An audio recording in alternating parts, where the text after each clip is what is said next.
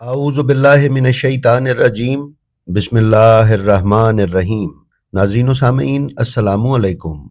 उम्मीद है आप खैरियत से होंगे और हमारे वीडियो से मुस्तफ़ीद हो रहे होंगे। नाज़रीन, इस वक्त इस्माइलियों के दो बड़े फ़िरके आगा खानी और बोहरा हैं।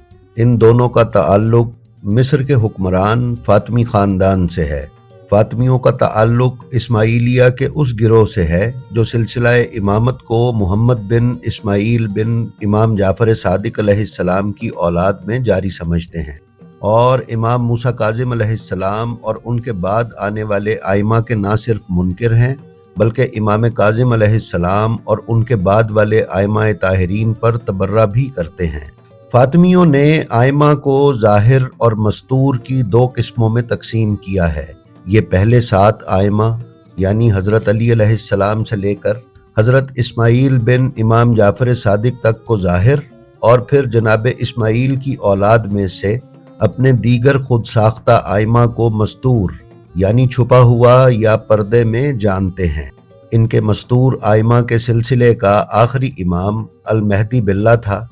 फिर इन्होंने अपनी इमामत का खुलकर इजहार किया और यूं दोबारा मस्तूर की बजाय ज़ाहिरी इमामत का सिलसिला शुरू किया, जो आज तक करीम आगा खान के बेटे रहीम आगा खान और दूसरी तरफ बोहरों में मुफज्जल सैफुद्दीन तक जारी है। नाजरीन, इब्तदा में हज़रत इस्माइल बिन इमाम जाफ़र सादिक अलैहिस्सलाम की नस्ल में से अल महदी ने मराकश में फ़ातिमी हुकूमत की बुनियाद रखी।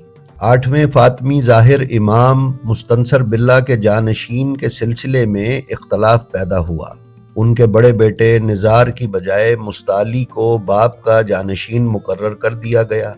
यूं फ़ातिमियों में दो फ़िरके सामने आए। जिन्होंने निज़ार को ही खलीफा माना उन्हें निज़ारिया कहा गया, जबकि जिन्होंने मुस्ताली को खलीफा मान लिया उन्हें मुस्तालिया कहा जाने लगा। निज़ारिया की तारीख़ हसन बिन सबाह से वाबस्ता है, जिसने किला उल मौत पर कब्ज़ा करके ईरान में निज़ारी हुकूमत कायम की। मिस्री फ़ातिमियों की दावत को दावत कदीम, जबकि ईरानी निज़ारियों की दावत को दावत जदीद कहा जाता है। वक्त के गुज़रने के साथ साथ निज़ारिया मज़ीद दो गिरोहों मोमिन शाहिया और कासिम शाहिया में बट गए। कासिम शाही आज भी मौजूद हैं और अपनी इस खुद साख्ता इमामत के तसलसल को मानते हैं। इन्हें आजकल आगा खानी कहा जाता है। दूसरी तरफ मुस्तालिया फ़िरका भी हाफिजिया और तैयबिया गिरोहों में बट गया। तैयबिया वक्त के साथ दाऊदी और सुलेमानी गिरोहों में तकसीम हो गया, जिन्हें हमारे यहाँ आजकल बोहरा कहा जाता है। बहरहाल हमारा आज का मौजू इनकी तालीमात और तारीख़ बयान करना नहीं, बल्कि इस्माइलियत का कला कमा करने के लिए इमाम जाफ़र सादिक अलैहिस्सलाम का इक़दाम है। हम इस वीडियो में जो वाक़या बयान करेंगे उसे ज़ुर्रारा बिन आयुन ने रिवायत किया है। ज़ुर्रारा मकतब तशय्यो के रोशन मीनारे और अजीम फ़ुक़हा में से हैं।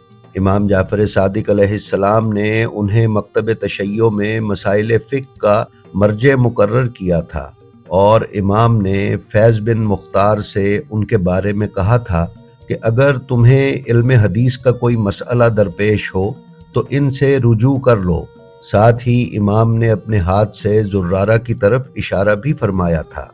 ज़ुर्रारा ने अहले बैत की अहादीस कसरत से बयान की हैं और इल्मुल रिजाल में उन्हें मोतबर, रास्तगो और सच्चे रावी के तौर पर जाना गया है। तो आइए चलते हैं अपनी आज की वीडियो पर और देखते हैं कि इमाम जाफ़र सादिक अलैहिस्सलाम ने लोगों के गुमराह हो जाने के खदशे के पेश नज़र क्या किया। नाजरीन, हज़रत ज़ुर्रारा बिन आयुन से मरवी है कि मैं एक दफ़ा बारगाहे इमामत यानी सादिक आले मोहम्मद अलैहिस्सलाम की खिदमत में हाजिर हुआ तो वहाँ आपकी बारगाह में आपके फ़र्जंद हज़रत अबुल हसन मूसा काज़िम अलैहिस्सलाम मौजूद थे। वहाँ कपड़े में लिपटी एक मैयत भी रखी थी। इमाम ने मुझे हुक्म दिया कि मैं दाऊद रक्की, हमरान और अबू बसीर को बुला लाऊं। मैं फ़ौरन वहाँ से निकला कि उन्हें बुला लाऊं। रास्ते में मुझे मुफज्जिल इब्ने उमर मिल गए, क्योंकि वो इमाम की तरफ आ रहे थे। इस दौरान में बहुत से लोगों को इमाम के खाना अक़दस की तरफ जाते हुए देखा। میں تیزی کے ساتھ چلا اور مطلوبہ افراد کو بلا کر امام کے محضر میں یعنی ان کے گھر واپس آیا۔ امام کی نگاہ جب ہم پر پڑی تو آپ نے داؤد رکی کی طرف متوجہ ہو کر فرمایا، میرے فرزند اسماعیل کے چہرے سے کپڑا ہٹاؤ۔ داؤد آگے بڑھے اور انہوں نے حضرت اسماعیل کے چہرے کو کھولا۔ وہ فوت ہو چکے تھے اور ان کے جسم میں کوئی حرکت نہیں تھی۔ امام نے فرمایا، اے داؤد، دیکھو یہ زندہ ہیں یا وفات پا چکے ہیں؟ داؤد نے کہا، اے میرے آقا و مولا، یہ فوت ہو چکے ہیں۔ امام علیہ السلام نے تمام حاضرین کو اپنے فوت شدہ فرزند کا چہرہ دکھایا تاکہ وہ سب ان کی وفات کی گواہی دیں۔ پھر ان سے ان کی وفات پر اقرار و اعتراف بھی لیا۔ ناظرین، صادق آل محمد نے اپنے فرزند حضرت اسماعیل رضوان اللہ علیہ کی وفات پر یہ عمل اس لیے کیا تھا کہ کچھ لوگوں کا عقیدہ تھا کہ امام کی رحلت کے بعد اسماعیل بن جعفر امام ہیں، کیونکہ جناب اسماعیل اپنے والد بزرگوار کے شاگرد ہونے کی وجہ سے بہت بڑے عالم تھے۔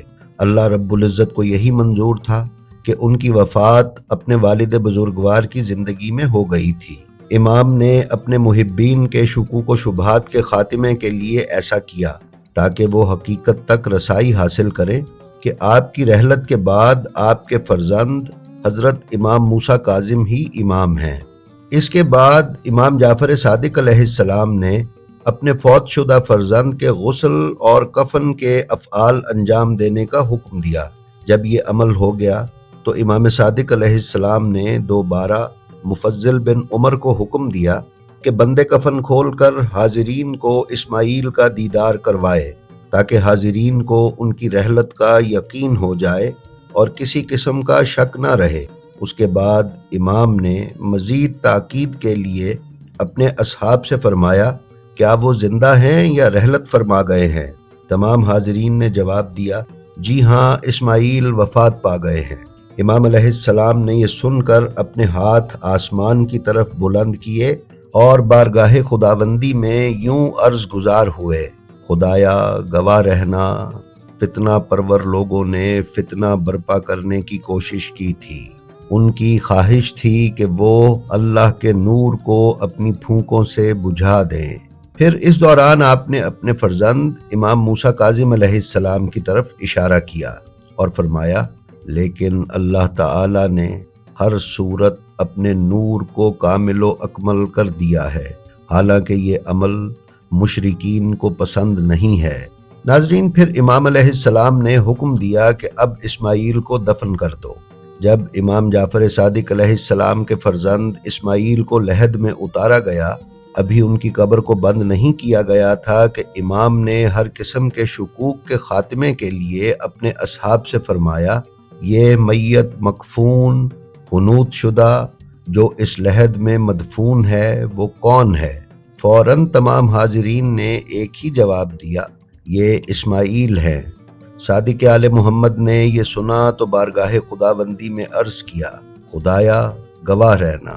پھر امام علیہ السلام نے اپنے بیٹے حضرت امام موسیٰ کاظم علیہ السلام کا ہاتھ پکڑا اور فرمایا، یہ حق ہیں اور حق ان کے ساتھ ہے، اور اس سلسلہ امامت کے آخری امام انہی سے ہیں، اللہ رب العزت جنہیں اس زمین اور اہل زمین کی سیادت عطا فرمائے گا۔ ناظرین، یہ روایت آپ کتاب بحار الانوار کی جلد نمبر 48 کے صفحہ 21 پر ملاحظہ فرما سکتے ہیں۔ ناظرین، امام امت نے سلسلہ امامت کے درمیان حائل ہونے والے مسائل کو دور کر دیا۔ آپ نے اپنے جگر گوشہ فرزند کی وفات پر لوگوں کے ذہنوں میں اتری ہوئی اس بات کو نکال دیا کہ جو آدمی اسماعیل بن جعفر کی امامت کا سوچ رہے تھے ان کی فکر اور سوچ غلط تھی۔ منصب امامت کسی کے ہاتھ میں نہیں ہے، صرف اللہ تعالیٰ کے ہاتھ میں ہے، وہ جسے چاہتا ہے اسے یہ منصب عطا کرتا ہے۔ ناظرین، حضرت ابو بصیر سے مروی ہے کہ میں امام ابو عبداللہ یعنی امام جعفر صادق علیہ السلام کی بارگاہ میں موجود تھا کہ آپ کے اصحاب نے انبیاء کے اوصیاء کا ذکر کیا تو ان میں جناب اسماعیل کا بھی شمار کیا۔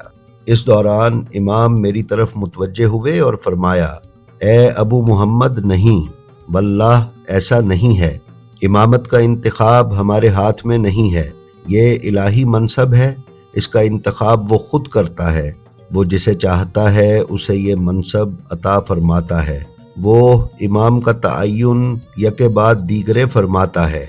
नाजरीन, ये रिवायत आप बिहारुल अनवार की जिल्द 48 के सफ़ा 26 पर हदीस नंबर 44 के तौर पर देख सकते हैं। फर्जंदे रसूल ने तसरीह कर दी कि मनसब इमामत इलाही मनसब है, इसका इख्तियार अल्लाह ताला के पास है, वो अपने बंदों में से जिसे इस मनसब का अहल जानता है उसे अता कर देता है। मखलूक के लिए ये जायज़ नहीं है कि वो अपने में से किसी फ़र्द को इमाम मुअय्यन करे। नाजरीन, ये मज़मून असीर बगदाद हज़रत इमाम मूसा काज़िम अलैहिस्सलाम विलादत से शहादत तक से लिया गया है। आप ये मज़मून उस किताब में मुलाहिज़ा फरमा सकते हैं। जी तो नाजरीन, ये थी हमारी आज की वीडियो।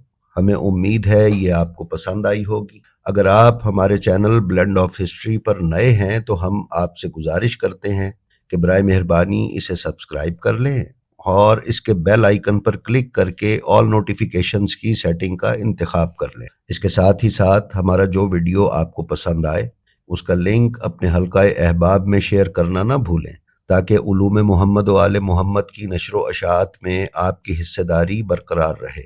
हम आपसे ये भी गुजारिश करते हैं कि आप अपना और अपने मुतअल्लिकीन का बेहद ख्याल रखें और खल्क़ खुदा में आसानियाँ तक़सीम करते रहें। खुदा आपका हामी व नासिर हो। अस्सलामु अलैकुम।